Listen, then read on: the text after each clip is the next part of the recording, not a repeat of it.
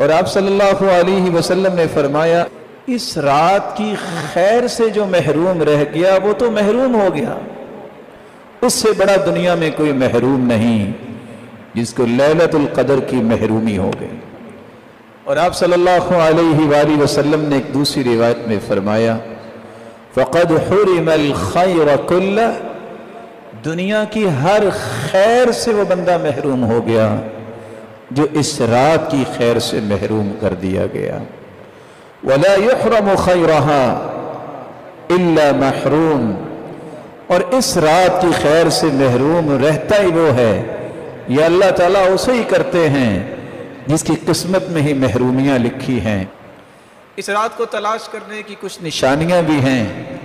سب سے پہلی نشانی یہ ہے کہ لیلۃ القدر کی رات میں وہ رات بڑی ہی پرسکون ہوتی ہے، اس میں شور و شغف نہیں ہوتا۔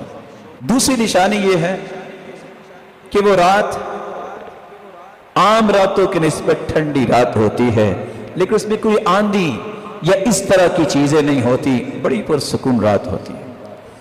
تیسری نشانی اس رات میں روشنیاں ہوتی ہیں، لیکن آج کل کے ماحول میں اس کا اندازہ میں اور آپ نہیں کر سکتے، جہاں بلب اور اس طرح کی چیزیں ہیں۔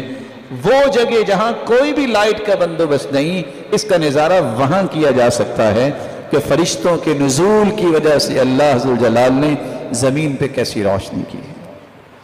اس کی چوتھی نشانی یہ ہے، نہ یہ رات سخت گرمی میں بھی اتنی گرم نہیں ہوتی اور نہ ہی ٹھنڈی ہوتی ہے، طلقہ، بڑی کھلی فضا، جیسے انسان جاتا ہے تو کس طرح محسوس کرتا ہے، اسی طرح اللہ تعالیٰ نے اس رات کو رکھا ہے۔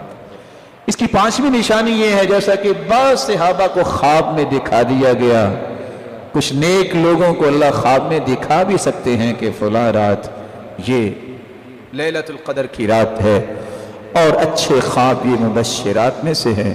وہی تو ختم ہوگی ہے، اچھے خواب باقی رہ گئے ہیں۔ اور بعض علماء نے لکھا ہے کہ اس رات میں جو قیام کرتا ہے، جو لذت اس رات اسے محسوس ہوتی ہے وہ دوسری راتوں میں محسوس نہیں ہوتی۔